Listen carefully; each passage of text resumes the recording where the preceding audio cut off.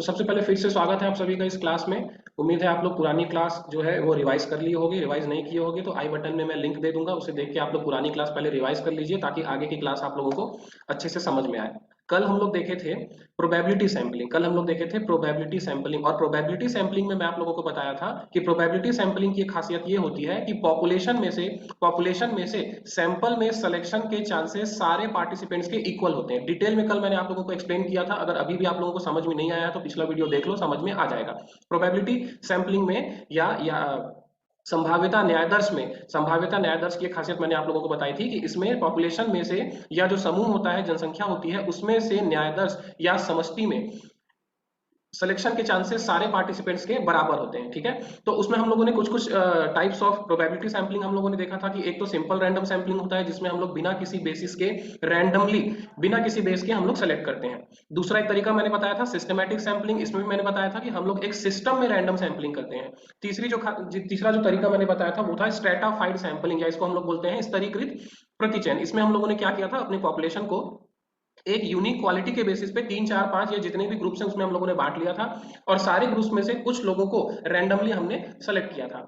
और एक मेथड था last cluster sampling. Cluster sampling में भी वही काम हुआ था स्ट्रेटाफाइड वाला, लेकिन इसमें हम लोगों ने क्या किया था, अपने पॉपुलेशन को, क्योंकि हमारा जो समष्टि या जनसंख्या थी वो बहुत बड़ी थी, तो हम लोगों ने क्या किया था, उसको सबसे पहले छोटे छोटे उप समूहों में या सब ग्रुप्स में, उप समूह या इसको हम लोग बोलते हैं सब ग्रुप्स में, हम लोगों ने क्या किया था, अपने पॉपुलेशन को डिवाइड कर लिया था। और एक एक इंडिविजुअल सेलेक्ट ना करके हम लोगों ने क्या किया था, रैंडमली ग्रुप्स को सेलेक्ट किया था। मान लेते हैं कि सारे पॉपुलेशन के हम लोगों ने 50 ग्रुप्स छोटे छोटे बना लिए। अब उन 50 ग्रुप्स में से हम लोगों ने 10 या 20 ग्रुप्स को रैंडमली हम लोगों ने सेलेक्ट कर लिया।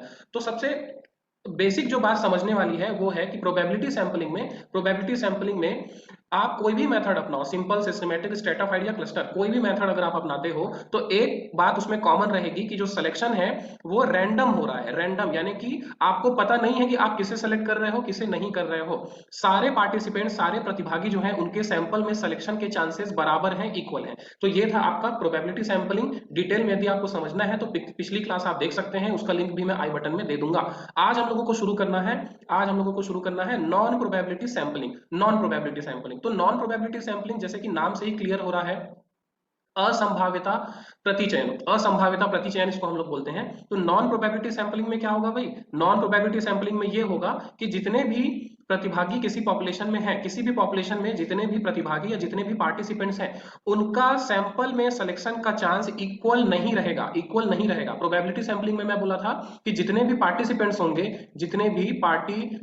होंगे या जितने भी प्रतिभागी होंगे, इनके सिलेक्शन के चांसेस क्या होंगे, इक्वल होंगे, बराबर होंगे। यानी कि ए सेलेक्ट होगा या नहीं, बी सेलेक्ट होगा या नहीं, सी सेलेक्ट होगा नहीं, या डी सेलेक्ट होगा नहीं या नहीं, इनके चांसेस सब के सब क्या थे, बिल्कुल इक्वल थे। यानी कि ए के सिलेक्शन के चांसेस भी उतने ही थे जितने डी के, बी के सिलेक्शन के चांसेस भी उतने ही थे जितने सी के, और वाइस वर्सा। लेकिन नॉन प्रोबेबिलिटी सैंपलिंग में नाम से ही क्लियर हो रहा है कि यहां सबके चांसेस इक्वल नहीं होंगे, बल्कि आपको एक सर्टेन क्राइटेरिया पूरा करना पड़ेगा। अगर आप उस एलिजिबिलिटी क्राइटेरिया को पूरा करते हो तो आपका सिलेक्शन उस सैंपलिंग में हो जाएगा। अगर आप उस क्राइटेरिया में, उस शर्त को पूरा आप नहीं करते हो तो आपका सिलेक्शन सैंपलिंग में नहीं होगा। इसलिए हम लोग इसको बोल रहे हैं नॉन प्रोबेबिलिटी सैंपलिंग। ये कोई संभावना पे आधारित नहीं है, यहाँ प्रॉपर एक डिसीजन लिया जाएगा, एक क्राइटेरिया रखा जाएगा, उस डिसीजन और उस क्राइटेरिया की बेसिस पे तय किया जाएगा कि मिस्टर ए जो है उनका सिलेक्शन सैंपल में होगा या नहीं होगा। ठीक है, तो इसलिए हम लोग इसको क्या बोल रहे हैं, नॉन प्रोबेबिलिटी सैंपलिंग या गैर संभाव्यता प्रतिचयन। तो इसमें भी कुछ अलग अलग मेथड्स हैं। नॉन प्रोबेबिलिटी सैंपलिंग में भी कुछ अलग अलग मेथड्स हैं। वो मेथड हम लोग आज देखते हैं एक एक करके। कोई मुश्किल नहीं है, आसान है, बस थोड़ा सा ध्यान दीजिए आप लोग। सबसे पहले हम लोग देखेंगे पर्पसिव सैंपलिंग, हिंदी में इसको बोलते हैं उद्देश्यात्मक प्रतिचयन। उद्देश्यात्मक नाम से ही देखिए थोड़ा सा क्लियर हो रहा है कि आप अपने पर्पस के बेसिस पे हर पार्टिसिपेंट का सिलेक्शन करते हो। यानी कि बात वही आ गई कि अब यहाँ पर रैंडम सिलेक्शन नहीं होगा। अब ऐसा नहीं होगा कि चाहे कोई भी व्यक्ति हो, कोई भी पार्टिसिपेंट हो, कोई भी प्रतिभागी हो, उसके सिलेक्शन के होने के चांसेस इक्वल है। ऐसा बिल्कुल नहीं होगा। क्यों ऐसा नहीं होगा, क्योंकि पर्पसिव सैंपल में यानी कि उद्देश्यात्मक प्रतिचयन में आप अपने पर्पस के बेसिस पे सिलेक्शन करोगे। तो पर्पस के बेसिस पे सिलेक्शन का मतलब क्या होगा, आप केवल उन्हीं पार्टिसिपेंट्स को सेलेक्ट करोगे जिनके सिलेक्शन से आपका पर्पस पूरा होता है, जिनके सिलेक्शन से आपका पर्पस पूरा हो रहा है। यदि एक पार्टिसिपेंट है, एक प्रतिभागी है मिस्टर ए, ये आपके रिसर्च में किसी काम का नहीं है, ये आपके रिसर्च में किसी काम का नहीं है, भले ही ये आपके पॉपुलेशन का पार्ट है, भले ही ये आपके पॉपुलेशन का पार्ट है। इसको मैं एक क्लियर एग्जांपल से समझा देता हूं। मान लेते हैं ये आपका है पॉपुलेशन, ये है आपका क्या, पॉपुलेशन, ठीक है, ये आपका पॉपुलेशन है और इसमें एक पार्टिसिपेंट है मिस्टर ए, मिस्टर ए। तो भले ही मिस्टर ए जो है वो आपके पॉपुलेशन का पार्ट है, लेकिन अगर आप ये जो मिस्टर ए है, अगर ये आपके रिसर्च पर्पस को, ठीक है, यानी कि आप जिस पर्पस से रिसर्च कर रहे हैं उस रिसर्च पर्पस को, देखिए यहां पर क्योंकि नाम ही है पर्पसिव, उद्देश्यात्मक, तो आपके अनुसंधान के उद्देश्य को, रिसर्च के पर्पस को अगर ये आदमी पूरा नहीं करता, ठीक है, तो आप इसका सिलेक्शन नहीं करेंगे, ठीक है। तो यानी कि कुल मिलाकर के बात वही हो गई कि अगर मिस्टर ए आपके रिसर्च के पर्पस को पूरा करते हैं तो इनका सिलेक्शन होगा, ठीक है, इनका सिलेक्शन हो जाएगा। अगर पूरा नहीं करते तो क्या होगा, इनका सिलेक्शन नहीं होगा, नहीं होगा। तो यही होता है नॉन प्रोबेबिलिटी सैंपलिंग की खासियत कि यहां मिस्टर ए का सिलेक्शन होगा या नहीं, ये डिपेंड करता है क्राइटेरिया पे, ठीक है, ये डिपेंड करता है किस पे, क्राइटेरिया पे। अगर ये क्राइटेरिया फुलफिल करेंगे तो इनका सिलेक्शन होगा, अगर नहीं करेंगे तो नहीं होगा। तो ये था पर्पसिव सैंपलिंग या उद्देश्यात्मक प्रतिचयन, ठीक है, जहां हम लोग अपने उद्देश्य या अपने पर्पस के बेसिस पे ये सेलेक्ट डिसीजन लेंगे कि कौन सा पार्टिसिपेंट हमारे सैंपल का पार्ट बनेगा और कौन सा पार्टिसिपेंट हमारे सैंपल का पार्ट नहीं बनेगा। कभी कभी इस मेथड को हम लोग क्या बोलते हैं, कन्वीनियंस सैंपलिंग भी बोलते हैं, कन्वीनियंस सैंपलिंग, इसको हिंदी में बोलते हैं सौकरी या सुविधा न्यायदर्श, सौकरी या सुविधा न्यायदर्श या प्रतिचयन, यानी कि आप अपनी सुविधा के लिए वैसा कर रहे हो, किसी एक खास पार्टिसिपेंट को सेलेक्ट करना आपके लिए ज्यादा सुविधाजनक है। हो सकता है वो आपके रीच में है, ज्यादा दूर आपसे नहीं है, या आपको वो फ्री में सारा डेटा दे देगा, ठीक है, या आपकी वो मदद कर देगा, तो आप थोड़े से अपने कन्वीनियंस या अपनी सुविधा के कारण आप उसको सेलेक्ट करते हो। तो ये भी एक पर्पसिव सैंपलिंग का ही एक तरीका हो गया कि इस पार्टिसिपेंट की वजह से आपका पर्पस पूरा हो रहा है, ठीक है। मान लेते हैं कि आप लो कॉस्ट सैंपलिंग करना चाहते थे, आप अपने सैंपलिंग में ज्यादा खर्चा नहीं करना चाहते थे, और मिस्टर ए जो है उनके सिलेक्शन की वजह से आपका पैसा बच रहा है, या आप अपना टाइम सेव करना चाहते थे और आपका टाइम बच रहा है, यानी घूम फिर के बात वही आ जाएगी कि आपका जो पर्पस है वो पूरा हो रहा है, इसलिए आपने मिस्टर ए का सिलेक्शन अपने सैंपल में किया। यह होता है पर्पसिव सैंपलिंग या उद्देश्यात्मक प्रतिचयन। उम्मीद है आप लोगों को समझ में आया होगा, कोई डाउट होगा तो वो आप लोग लिख के बता सकते हो। अगला देखते हैं, अगला है हमारा कोटा सैंपलिंग। कोटा सैंपलिंग, कोटा प्रतिचयन क्या है भाई, बड़ा दिलचस्प ये काम है, बड़ी दिलचस्प ये चीज है। कोटा सैंपलिंग में होता क्या है, कोटा सैंपलिंग, देखिए कोटा आप लोगों ने सुना होगा, ये जो टर्म है ये आप लोगों ने पहले भी सुना होगा, शायद आपने इस कोटा को रिजर्वेशन के नाम पे सुना होगा, ठीक है। रिजर्वेशन जो गवर्नमेंट जॉब या एडमिशन वगैरह में, कॉलेज यूनिवर्सिटीज के एडमिशन में जो रिजर्वेशन सिस्टम चलता है हमारी कंट्री में, ठीक है, आरक्षण, या फिर आपने ऐसा सुना होगा कुछ कि मैनेजमेंट कोटा नाम का आपने आपने सुना होगा। मैनेजमेंट कोटा होता है, जैसे कि कोई बड़ा कॉलेज यूनिवर्सिटी या कुछ भी है तो उसमें एक मैनेजमेंट कोटा होता है। मैनेजमेंट कोटा का मतलब क्या होता है कि आपके यूनिवर्सिटी या संस्थान के जो कर्मचारी हैं उनके बच्चे, उनके रिलेटिव के लिए अलग से सीट रिजर्व होती है। तो कुल मिलाकर के कोटा का मतलब है क्या, कोटा सैंपलिंग में क्या होगा, कोटा सैंपलिंग में ये होगा कि आप ये तय कर दोगे कि आपके सैंपल में, ये आपका सैंपल है, तो आप ये तय कर दोगे कि आपके सैंपल में 25% जो ऐसे हैं, 25% लोग जो हैं वो ए क्वालिटी के होने चाहिए, 25% जो है वो बी क्वालिटी के होने चाहिए, 25% सी क्वालिटी के होने चाहिए, और बचे 25% डी क्वालिटी के होने चाहिए। अब देखो यहां मैं बार बार क्वालिटी की बात कर रहा हूं तो आपको इसको स्ट्रेटाफाइड से कंफ्यूज नहीं होना है, स्ट्रेटाफाइड से कंफ्यूज नहीं होना है, ये स्ट्रेटाफाइड नहीं है, ठीक है। क्यों नहीं है वो मैं आपको अभी बताऊंगा। तो कोटा सैंपलिंग में क्या होगा, जैसे कि मैं अभी आप लोगों को बताया, कोटा का मतलब होता है कि एक सर्टेन रिजर्वेशन। तो कोटा सैंपलिंग में आप क्या करोगे, आप ये फिक्स कर दोगे कि आपके सैंपल में कम से कम इतना पोर्शन जो है, कम से कम इतना पोर्शन जो है वो ए क्वालिटी का होगा, बी क्वालिटी का होगा, इतना पोर्शन सी क्वालिटी का होगा और इतना पोर्शन डी क्वालिटी का होगा।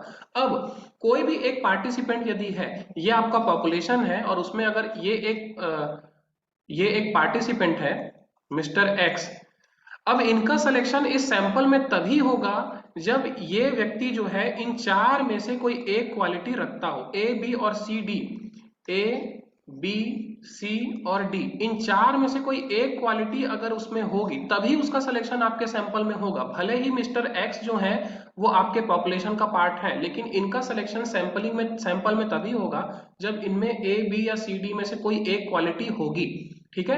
क्यों? क्योंकि आपने कोटा तय कर रखा है। अगर ये व्यक्ति इस कोटा में नहीं आ रहा है, मतलब इसका सिलेक्शन जो है वो सैंपल में नहीं होगा। तो ये है आपका कोटा सैंपलिंग। इसको स्ट्रेटाफाइड से कंफ्यूज नहीं होना है, बच्चे इसको स्ट्रेटाफाइड से कंफ्यूज हो जाते हैं। स्ट्रेटाफाइड अगर याद नहीं आ रहा होगा तो पिछला क्लास एक बार देख लेना, आपको बातें क्लियर हो जाएंगी।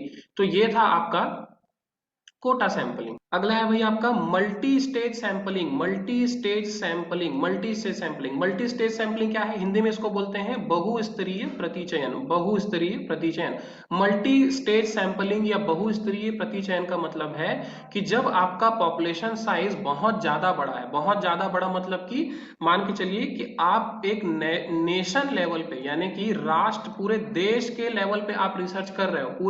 पूरी की पूरी एक कंट्री क्या है आपका पॉपुलेशन है, पूरी की पूरी एक कंट्री आपका पॉपुलेशन है। तो पूरी कंट्री का को आप पूरी कंट्री के लिए एक छोटा सा सैंपल तो आप ले नहीं सकते। तो आप क्या करोगे? पहले तो इस कंट्री में से स्टेट्स के लेवल पे आप सैंपलिंग करोगे, ठीक है। हर स्टेट से कुछ कुछ छोटा छोटा आप सैंपल लोगे। स्टेट के बाद आप आ जाओगे, मान लेते हैं हम लोग डिविजन्स में आ जाएंगे आप, ठीक है। यानी कि आप स्टेट्स को भी एक छोटे हिस्सों में बांट दोगे। फिर उन स्टेट्स में से, सारे स्टेट्स में से जितना भी आप लोगों ने सैंपल लिया है उसमें से भी आप थोड़ा थोड़ा सैंपल लोगे। फिर आप लोग आ जाओगे डिस्ट्रिक्ट लेवल पे, ठीक है। फिर आप लोग आ जाओगे ब्लॉक लेवल पे। इस तरीके से यानी कि आप लोग धीरे धीरे करके एक एक सैंपल, फिर सैंपल में से एक और छोटा सैंपल, फिर सैंपल में से एक और छोटा सैंपल, और फिर सैंपल में से एक और छोटा सैंपल। इस तरीके से आप लोग क्या करोगे? मल्टी स्टेज सैंपलिंग करोगे। मल्टी स्टेज सैंपलिंग, ये एक स्टेज हुआ, ये एक स्टेज हुआ, ये एक स्टेज हुआ, ये एक स्टेज हुआ, और ये एक स्टेज हुआ। तो इस तरीके से जब आप लोगों का सैंपल पॉपुलेशन साइज जो है वो बहुत ज्यादा बड़ा है, यानी कि एक देश या एक पूरे राज्य के बराबर, नेशन या एक स्टेट के बराबर अगर आपका पॉपुलेशन है, तो उस केस में आपको मल्टी स्टेज सैंपलिंग करनी पड़ती है। तो इसमें होता यह है कि सारी क्वालिटी आपको मिल भी जाती है, ठीक है, और आपका सैंपल साइज बहुत ज्यादा बड़ा भी नहीं होता, ठीक है। तो ये आपको ध्यान में रखना है कि मल्टी स्टेज सैंपलिंग जो है वो इसी केस में होगा जब आपका सैंपल साइज बहुत ज्यादा बड़ा है। और मल्टी स्टेज सैंपलिंग में होगा क्या भाई कि आप एक एक करके अपने सैंपल का साइज छोटा करते जाओगे, ठीक है। एक चीज ध्यान रखिएगा यहाँ पर कि अगर यही सैंपलिंग हम लोग रैंडम बेसिस पे करते हैं, रैंडम बेसिस यानी कि अगर ये सैंपलिंग हम लोग कर रहे हैं कुछ इस तरीके से कि आपने नेशन वाइज आपने रैंडमली सेलेक्ट किया एक छोटा सा सैंपल स्टेट लेवल पे, फिर आपने इस सैंपल में से रैंडमली आपने एक सेलेक्ट किया डिवीजन लेवल पे, फिर इसी सैंपल में से एक छोटा सैंपल आपने फिर सेलेक्ट किया रैंडमली डिस्ट्रिक्ट लेवल पे। तो अगर सेम यही काम आप रैंडम बेसिस पे करते जाओगे तो इसको हम लोग क्या बोलेंगे? इसको हम लोग बोलेंगे multi stage random sampling. Multi stage random sampling, Hindi में इसको बोलेंगे बहुस्तरीय यादृच्छिक प्रतिचयन। यानी कि मल्टी स्टेज सैंपलिंग जो है वो प्रोबेबिलिटी सैंपलिंग में भी आ सकता है, नॉन प्रोबेबिलिटी सैंपलिंग में भी आ सकता है। डिपेंड करता है कि ये जो सिलेक्शन आप लोग कर रहे हो, ये सिलेक्शन आप लोग रैंडम बेसिस पे कर रहे हो या अपने पर्पस के बेसिस पे कर रहे हो या अपनी सुविधा के बेसिस पे कर रहे हो, ठीक है। अगर आप लोग डिसीजन लेके सेलेक्ट करके आप पार्टिसिपेंट्स को अपने पर्पस के बेसिस पे सेलेक्ट कर रहे हैं तो वो non probability multi stage sampling कहलाएगा। और अगर आप लोग ये सिलेक्शन रैंडम बेसिस पे कर रहे हो, बिना किसी डिसीजन के, बिना किसी क्राइटेरिया के कर रहे हो, तो वो क्या हो जाएगा? Multi stage random sampling. अगला देखते हैं सीक्वेंशियल सैंपल। सीक्वेंशियल सैंपल या अनुक्रमिक सैंपल, ठीक है। ये देखिए इसका ये मतलब है, पहले थोड़ा सा पढ़ते हैं क्या लिखा हुआ है। This is somewhat a complex sample design where the ultimate size of the sample is not fixed in advance। ध्यान दीजिएगा थोड़ा सा कि ये ऐसा सैंपलिंग मेथड है जो पहला, इसमें क्या होता है कि आपके सैंपल का साइज पहले से तय नहीं होता, पहले से आपका साइज सैंपल जो है वो तय नहीं होता। आप क्या करते हो? आप धीरे धीरे अपना रिसर्च प्रोसेस आगे बढ़ाते जाते हो, आप डेटा कलेक्ट करते जाते हो और उस डेटा के बेसिस पे आप रेशियो के बेसिस पे, यानी आपके रिसर्च का प्रोसेस, आपके रिसर्च का ऑब्जेक्टिव और जितना भी डेटा आप कलेक्ट कर रहे हो उस डेटा कलेक्शन के बेसिस पे आप ये तय करते जाते हो कि आपको आपका जो भी सैंपल साइज है वो आपको और बढ़ाना है या जितना है उतना काफी है। यानी कि आप जरूरत के हिसाब से समय के साथ अपने सैंपल का साइज छोटा या बड़ा करते जाते हो। यही होता है क्या? हमारा सीक्वेंशियल सैंपलिंग, ठीक है। कोई बहुत मुश्किल नहीं है, इतना ही आपको याद रखना है। देखिए इसमें लिखा हुआ है कि सांख्यिकीय गुणवत्ता नियंत्रण के संदर्भ में यह पद्धति अपनाई जाती है। ठीक है, यानी कि जब आपको स्टैटिस्टिकली अपना डेटा के क्वालिटी को कंट्रोल करना है, ठीक है, यानी कि स्टैटिकल प्रोसेस के लिए आपको अपना डेटा बिल्कुल सही और एडिक्वेट रखना है, तो उस केस में इस तरीके का जो मेथड है वो अपनाया जाता है। ठीक है, ये आपको दो बातें याद रखनी है। एक और सैम्पलिंग मेथड जो होता है, जो कि मैं यहाँ पर लिखना भूल गया हूं, मैं उसको ऐड कर दूंगा, आप लोगों को बता देता हूँ, काफी फेमस वो है मेथड, वो है स्नोबॉल। स्नोबॉल मेथड, हिंदी में भी इसको स्नोबॉल ही बोला जाता है। देखिए, स्नोबॉल जो सैंपलिंग है, इसका मतलब क्या होता है, ये भी इजी है, कोई बहुत मुश्किल नहीं है, समझ लो, याद रहेगा आप लोगों को। स्नोबॉल का मतलब ये है कि इसमें रिसर्चर जो है वो किसी एक पार्टिसिपेंट को सेलेक्ट करता है और वो उसको कहता है कि वो एक खास तरीके के दो और पार्टिसिपेंट्स को इसमें ऐड करें, ठीक है, जिनमें वही क्वालिटीज हो जो क्वालिटीज इसमें थी। फिर ये लोग जो हैं, ये लोग दो ऐसे लोगों को सेलेक्ट करेंगे, ये लोग दो ऐसे लोगों को सेलेक्ट करेंगे, और ये दो ऐसे लोगों को सेलेक्ट करेगा। फिर ये लोग दो ऐसे लोगों को सेलेक्ट करेंगे, ये दो लोगों को सेलेक्ट करेगा, ये दो लोगों को सेलेक्ट करेगा। ठीक वैसे ही जैसे नेटवर्क मार्केटिंग में होता है काम। ठीक है, बहुत सारी जो स्कीम आती है ना कि अपने नीचे लोगों को जोड़ो, ठीक है, चेन बनाना, चेन पैटर्न में, तो इसको हम लोग क्या बोलते हैं, स्नोबॉल सैंपलिंग। बस इतना याद रखिए, इतना आपके लिए काफी होगा। तो समझ में आया आप लोगों को नॉन प्रोबेबिलिटी सैंपलिंग का सारा टाइप? कोई डाउट हो तो बताओ भाई। तो अगला जो क्वेश्चन है, अगली जो बात है जो हमको इसमें समझनी है, कंक्लूजन क्या निकलता है भाई। इतने सारे मेथड्स हम लोग पढ़ लिए सैंपलिंग का, इतनी सारी चीजें उसमें हम लोग पढ़ लिए, अब उसका कंक्लूजन क्या निकलता है कि कौन सा मेथड ज्यादा सही है, कौन सा मेथड ज्यादा गलत, या मेथड सही नहीं है। तो इसका कोई एक जनरलाइज्ड आंसर नहीं है कि केवल प्रोबेबिलिटी सैंपलिंग ही सही है या नॉन प्रोबेबिलिटी सैंपलिंग ही सही है। ये डिपेंड करता है कि रिसर्चर का पर्पस क्या है, उसका उद्देश्य क्या है, उसकी जरूरतें क्या है, किस तरीके का रिसर्च वो कर रहा है, किस तरीके का डेटा उसे चाहिए।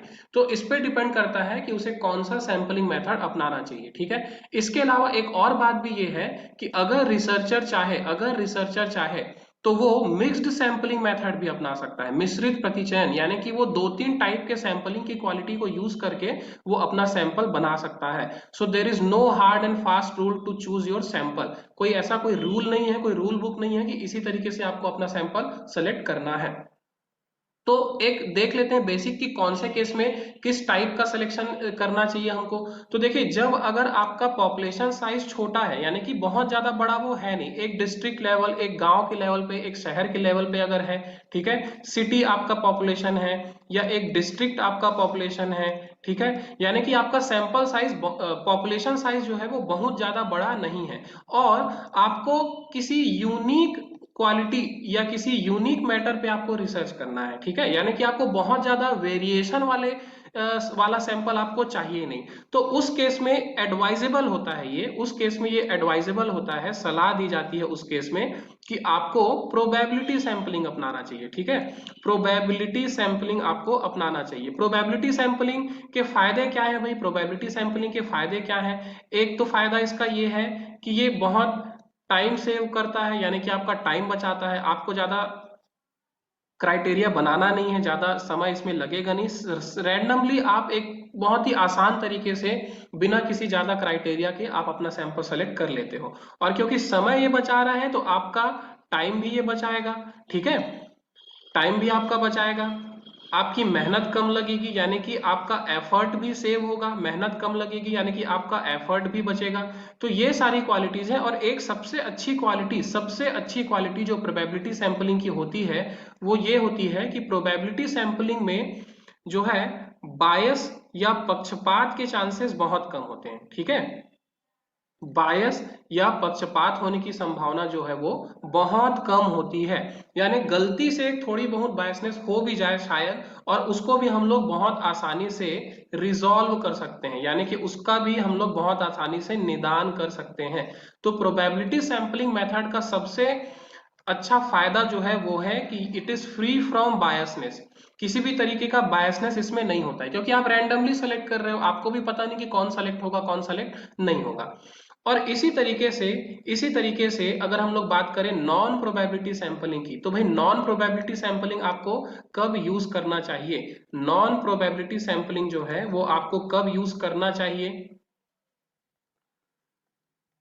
तो इसका जो कुछ केस है वो कुछ ऐसा है कि नॉन प्रोबेबिलिटी सैंपलिंग आपको तब यूज करना चाहिए जब आपका पॉपुलेशन साइज जो है, जब आपका पॉपुलेशन साइज बहुत लार्ज है, ठीक है, लार्ज है, पूरा एक स्टेट, पूरा एक नेशन जैसे कि हम लोग देख रहे थे, ठीक है। दूसरा इसका कब होगा, जब आपको बहुत सारी, या कहना चाहिए कि एक्सप्लोरेटरी नेचर का अगर आपको रिसर्च करना है, ठीक है, तो अब आपको नॉन प्रोबेबिलिटी सैंपलिंग अपनाना चाहिए। और आपका जो सैंपल होगा, जो भी सैंपल आप लेना चाहते हैं, ठीक है, वो मल्टी क्वालिटी वाला सैंपल होगा भाई। मल्टी क्वालिटी यानी कि जो भी सैंपल आप ले रहे हो उसमें बहुत सारी क्वालिटीज होनी चाहिए। इस तरीके का अगर आप सैंपल चाहते हैं तो आपको ये सलाह दी जाती है कि आप जो है नॉन प्रोबेबिलिटी सैंपलिंग इस्तेमाल करें, ताकि आपके जो सैंपल हैं, ताकि आपका जो सैंपल है उसमें रेलेवेंट पार्टिसिपेंट्स हो, रेलेवेंट पार्टिसिपेंट हो, ठीक है, जो पार्टिसिपेंट्स हैं, जो प्रतिभागी हैं, वो रेलेवेंट हो। रैंडम सैंपलिंग में अगर आप इस केस में, यानी कि इस केस में जब आपका पॉपुलेशन साइज बहुत ज्यादा बड़ा है, जब आपको एक्सप्लोरेटरी नेचर का रिसर्च करना है, जब आपको अपने सैंपल में बहुत सारी अलग अलग क्वालिटी के लोग चाहिए, उस केस में अगर आप प्रोबेबिलिटी सैंपलिंग यूज करोगे तो इस बात के चांसेस बहुत ज्यादा बढ़ जाएंगे कि आपके सैंपल में हो सकता है बहुत सारे इररेलेवेंट पार्टिसिपेंट्स हो, इररेलेवेंट पार्टिसिपेंट्स हो। इसका मतलब ऐसे प्रतिभागी हैं जिनका एक्चुअली आपके सैंपलिंग में कोई काम नहीं है, क्योंकि उनमें वो क्वालिटी है ही नहीं जिस क्वालिटी को आप चाहते हो। तो उस केस में आपको नॉन प्रोबेबिलिटी सैंपलिंग अपनाना चाहिए। इतनी बातें क्लियर हुई आप लोगों को।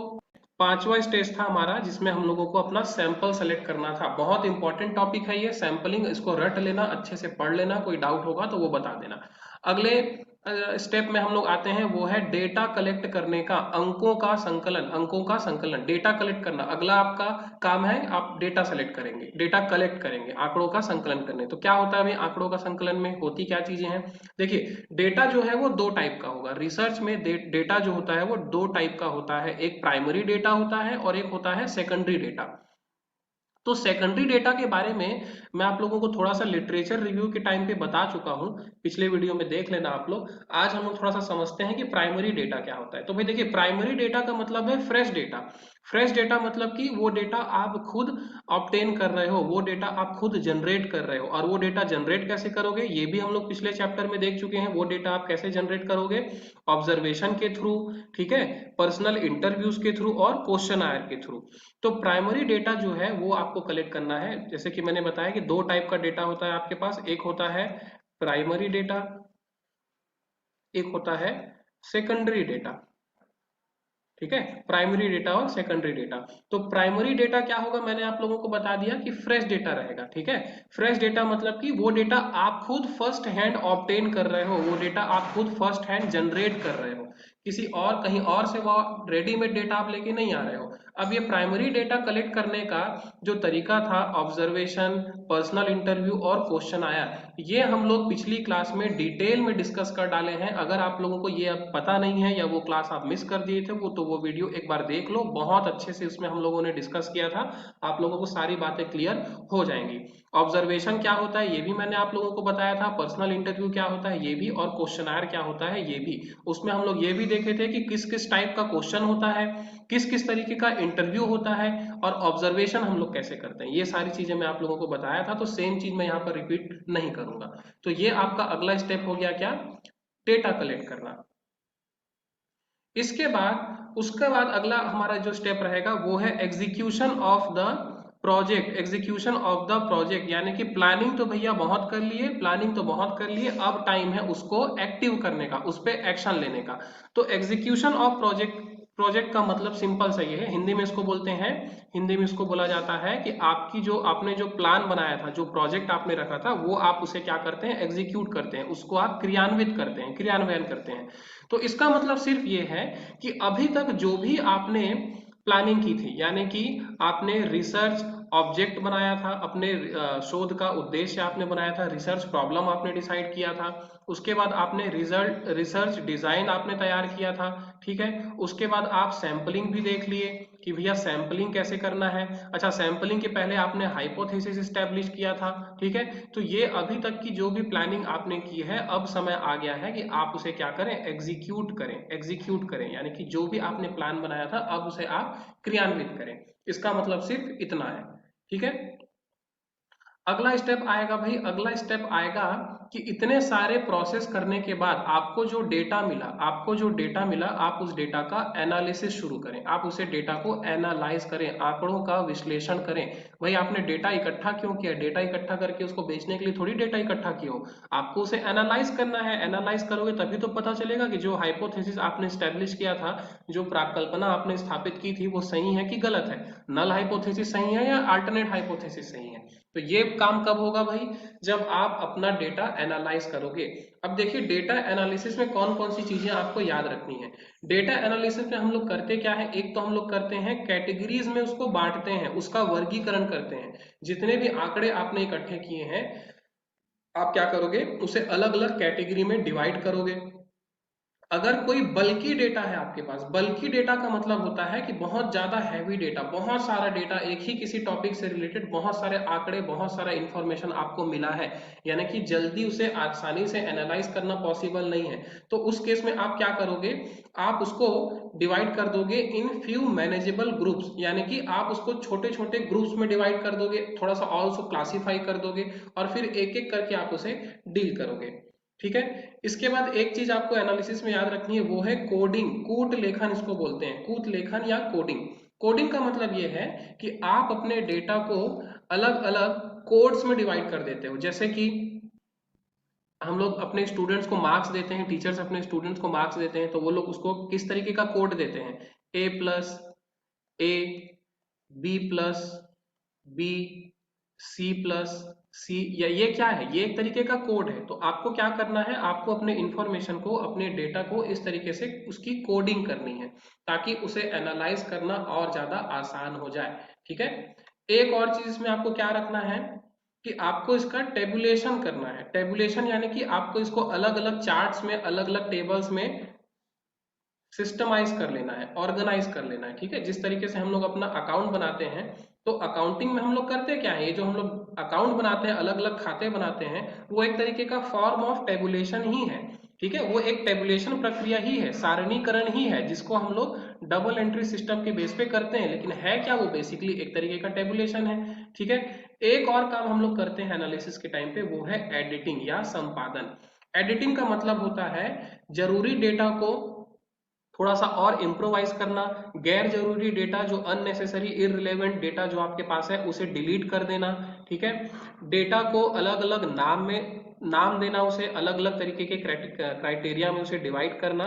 यानी कि एडिटिंग का मतलब आप लोग समझते ही हो, एडिटिंग का मतलब हो गया कि अपने डेटा को क्लासिफाई करना, क्वालिफाई करना, ठीक है, उसे थोड़ा सा फिल्टर करना, वो हो गया क्या आपका एडिटिंग। तो एनालिसिस ऑफ डेटा में हम लोग क्या क्या चीजें करते हैं भाई, एनालिसिस ऑफ डेटा में हम लोग करते हैं क्लासिफिकेशन, ठीक है, हम लोग क्या करते हैं कोडिंग, एडिटिंग और टेबुलेशन। ये चार चीजें बेसिकली हम लोग एनालिसिस में करते हैं। सीधा क्वेश्चन भी बनता है यहाँ से कि which of the following is not a part of, which of the following is not a part of editing, sorry analysis. निम्न में से कौन आंकड़ों के विश्लेषण का हिस्सा नहीं है, निम्न में से कौन आंकड़ों के विश्लेषण में नहीं किया जाता, इस तरीके का क्वेश्चन उसमें बन जाता है। तो हो सकता है वो आपको चार ऑप्शन दे दे, आपको वो चार ऑप्शन दे दे। क्या क्या ऑप्शन रहेगा, वो ऑप्शन रहेगा, उसने वो पूछ रहा है कि ये जो जितने भी ऑप्शंस हैं, निम्न में से दिए गए, निम्न में से कौन सा आंकड़ों के विश्लेषण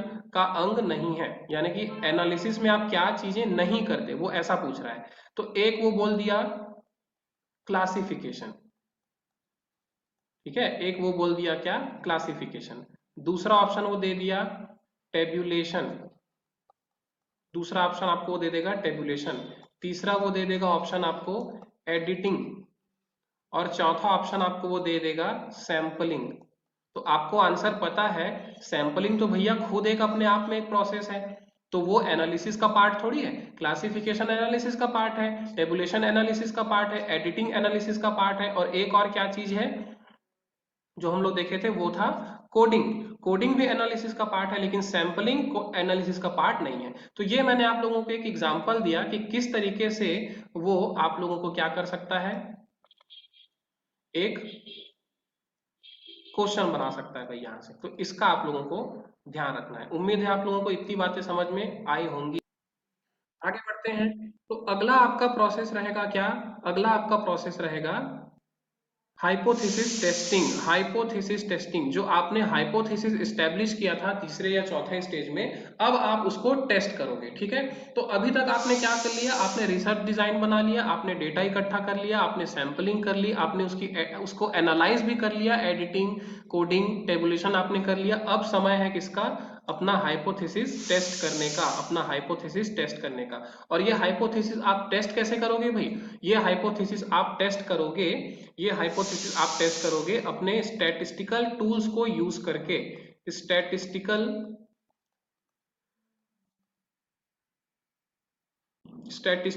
टूल्स को यूज करके। स्टैटिस्टिकल टूल्स क्या होते हैं भाई, आप लोग बीकॉम में पढ़े होंगे स्टैटिस्टिकल एनालिसिस, सांख्यिकीय। सांख्यिकीय में जितने भी तरीके दिए गए हैं, जैसे कि एक होता है टेस्ट, ठीक है, कोरिलेशन एनालिसिस, ठीक है, कोरिलेशन एनालिसिस होता है इसमें। और क्या होता है, रिग्रेशन एनालिसिस होता है। और क्या होता है भाई, प्रोबेबिलिटी। और इसके अलावा और भी बहुत सारी चीजें होती हैं। तो आप हाइपोथेसिस टेस्टिंग में क्या करोगे, आप टेस्टिंग मेथड्स को यूज करोगे। टेस्टिंग मेथड्स में कौन कौन सी चीजें हैं भाई, हम लोग आगे टेस्ट को पढ़ेंगे, जितने भी टेस्टिंग स्टेट्स में होती है वो सारी चीजें हम लोग पढ़ेंगे। आप लोग देखे भी होंगे, हो सकता है सुने भी होंगे, काई स्क्वायर टेस्ट होता है हमारे पास, टी टेस्ट होता है, एफ टेस्ट होता है, और भी बहुत सारे टाइप के टेस्ट होते हैं, जेड टेस्ट होता है, एनोवा होता है। तो ये सारे मेथड्स को यूज करके आप क्या करोगे, आप अपना हाइपोथेसिस टेस्ट करोगे। आगे हम लोग टेस्ट को डिटेल में पढ़ेंगे कि किस किस टाइप का टेस्ट होता है, उसकी क्या क्वालिटीज होती हैं, किस टाइप के सिचुएशन में कौन सा टेस्ट यूज करना चाहिए, ये सारी चीजें हम लोग आगे समझेंगे। अभी आपको केवल इतना समझना है कि आपका एक इंपॉर्टेंट स्टेप क्या होगा, हाइपोथेसिस टेस्ट करना। इसको हम लोग हिंदी में बोलते हैं प्राकल्पना जांच। जो हाइपोथेसिस आपने स्टैब्लिश किया था, मैंने आप लोगों को बताया था कि दो टाइप का मेन हाइपोथेसिस होता है, नल हाइपोथेसिस और अल्टरनेट हाइपोथेसिस। पिछले क्लास में हम लोगों ने इसको डिस्कस किया था। तो आपको हाइपोथेसिस टेस्टिंग करनी है प्रूफ करने के लिए कि आपका नल हाइपोथेसिस या अल्टरनेट हाइपोथेसिस कौन सा सही है। ठीक है, आगे आपका अगला स्टेप रहेगा वो है जनरलाइजेशन एंड इंटरप्रिटेशन। जब आपने हाइपोथेसिस टेस्ट कर लिया, तो अब या तो आप एक कंक्लूजन पे पहुंच जाओगे कि भाई आपका हाइपोथेसिस सही था या गलत था।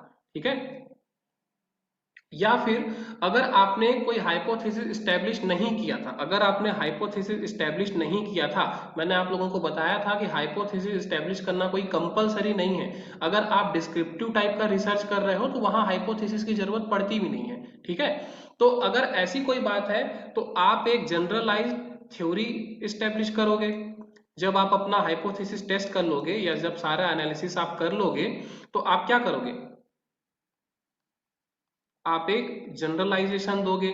ठीक है, आप एक थ्योरी बनाओगे।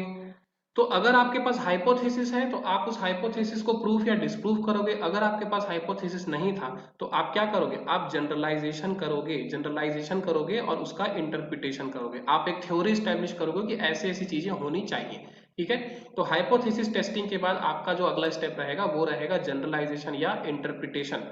इसके बाद अगला और आखिरी स्टेप जो आपका होगा, आखिरी स्टेप जो होगा वो होगा प्रिपरेशन ऑफ रिपोर्ट या थीसिस, जो हम लोग बोलते हैं। ये होता है आपके रिसर्च का एक रिटर्न कंक्लूजन। आपके रिसर्च का रिटर्न कंक्लूजन क्या निकला, उसको हम लोग बोलते हैं क्या, थीसिस राइटिंग या रिपोर्ट राइटिंग। ठीक है, थीसिस राइटिंग में भी कुछ चीजों का आपको ध्यान रखना है। थीसिस राइटिंग जो है वो मेनली 3 पार्ट्स में बटा होता है। एक सबसे पहला पार्ट आपका होता है प्राइमरी पेजेस, दूसरा पार्ट होता है मेन टेक्स्ट और तीसरा होता है एंड मैटर। ठीक है, यानी कि प्राथमिक, मध्य और अंतिम। तो प्राइमरी पेजेस में क्या क्या चीजें होंगी, प्राइमरी पेजेस में आपका होगा सिनॉप्सिस होगा, समरी होगा, ठीक है, एक संक्षेपण होगा कि आप क्या काम करने वाले हो, क्या आपका हाइपोथेसिस था, किस तरीके से आप डेटा कलेक्ट करोगे, यानी कि एक बिल्कुल इंडेक्स के जैसा। जैसे कि बुक के शुरुआत में एक इंडेक्स होता है, उसमें बताई जाती है कि कौन से पेज में कौन सा चैप्टर है। ठीक है। उसी तरीके से प्राइमरी पेजेस में आप क्या लिखोगे, अपना सारा एक तरीके से कह सकते हैं रिसर्च प्लानिंग को आप बताओगे कि आपका रिसर्च ऑब्जेक्टिव क्या है, हाइपोथेसिस क्या है, आपका डेटा का मेथड क्या होगा, डेटा का सोर्स क्या होगा, ये सारी चीजें आप प्राइमरी पेजेस में बताते हो। मेन पेज में क्या होगा, मेन पेज में होगा आपका इंट्रोडक्शन, आपके रिसर्च टॉपिक का इंट्रोडक्शन होगा। ठीक है, आपने रिसर्च के दौरान आपको क्या मिला, क्या आपकी फाइंडिंग्स थी, क्या आपको रिजल्ट्स मिले, इसकी आप एक छोटी सी समरी उसमें लिखोगे। ठीक है, मेन रिपोर्ट आप लिखोगे, आप अपना कंक्लूजन लिखोगे। ठीक है, और एंड में जो आपका लास्ट पार्ट था, एंड वाला पार्ट, वो एंड वाले पार्ट में मैंने आप लोगों को एक टर्म बताया था, बिब्लियोग्राफी। बिब्लियोग्राफी, बिब्लियोग्राफी का मतलब क्या है भाई, कि आपने जितने भी रिसोर्सेज यूज किए हैं उसका आप रेफरेंस लिखते हो, जितने भी आर्टिकल्स आपने पढ़े, जितने भी पुराने रिसर्च थीसिस को आपने रेफर किया, पढ़ा आपने, जितने भी गवर्नमेंट डेटा को आप यूज किए, उसकी क्या करते हो, आप एक बिब्लियोग्राफी बनाते हो। बिब्लियोग्राफी भी एक तरीके का इंडेक्स है, ये एक रेफरेंस लिस्ट होता है भाई। ठीक है, इसको अपेंडिक्स भी बोलते हैं। बिब्लियोग्राफी की भी हिंदी मैंने आप लोगों को बताई थी, इसको हम लोग बोलते हैं ग्रंथ सूची। ठीक है, ग्रंथ सूची। नहीं नहीं, थीसिस सबसे पहले नहीं लिखते भाई, थीसिस पहले कैसे लिखोगे? थीसिस देखो है क्या, थीसिस का मतलब है आप जितना भी रिसर्च किए उसकी जो फाइंडिंग है, उसका जो भी परिणाम आपको मिला, जो भी कंक्लूजन आपको मिला, आपको उसी को लिखना है। ठीक है, वो एक रिटर्न कंक्लूजन होता है थीसिस। तो कंक्लूजन आप बाद में निकालोगे ना, कंक्लूजन पहले थोड़ी निकाल लोगे।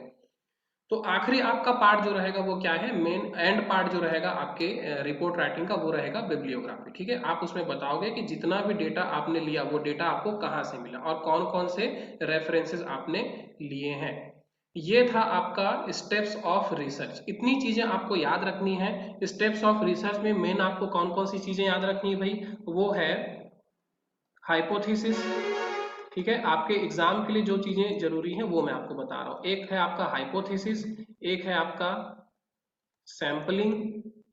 ठीक है, और जो ऑब्जर्वेशन, ये सारी चीजें जो मैं आप लोगों को पढ़ाया था, प्राइमरी डेटा, सेकेंडरी डेटा जो है, प्राइमरी डेटा आप कहाँ कहाँ से लेके आओगे, ऑब्जर्वेशन, इंटरव्यू और क्वेश्चनायर से। सेकेंडरी डेटा कहाँ कहाँ से आपको मिल सकता है, पुराना research thesis, articles, books, government data, ये सब क्या होता है, सेकेंडरी डेटा। तो ये चीजें वो डायरेक्टली क्वेश्चन में पूछता है, तो इतनी बातें आप लोगों को इसमें याद रखनी है। और एक और चीज जो आपको याद रखनी है स्टेप्स ऑफ रिसर्च में, वो स्टेप्स ही है खुद, कि पहले क्या करते हैं, उसके बाद क्या करते हैं, उसके बाद क्या करते हैं। यानी कि कभी कभी वो सीधे क्वेश्चन बना देता है कि आपको 5 स्टेप्स दे देगा, ठीक है, हौच पौच फॉर्म में, और बोलेगा कि इसको आप सीक्वेंस में जमाओ, सबसे पहले कौन सा होना चाहिए, फिर कौन सा होना चाहिए, फिर कौन सा होना चाहिए, इस तरीके से वो क्वेश्चन पूछता है। तो आपको ये याद रहना चाहिए कि भाई पहले हम लोग रिसर्च डिजाइन बनाते हैं, कि पहले हम लोग हाइपोथेसिस सेट करते हैं, या पहले हम लोग रिसर्च प्रॉब्लम स्टेब्लिश करते हैं। ये सारी चीजें आपको ठीक से याद होनी चाहिए। आज के लिए अपन इतना रखते हैं। उम्मीद है आप लोगों को चीजें समझ में आए होंगी। चैनल में अगर नए हैं तो चैनल सब्सक्राइब जरूर करिएगा। Thanks a lot for joining me today.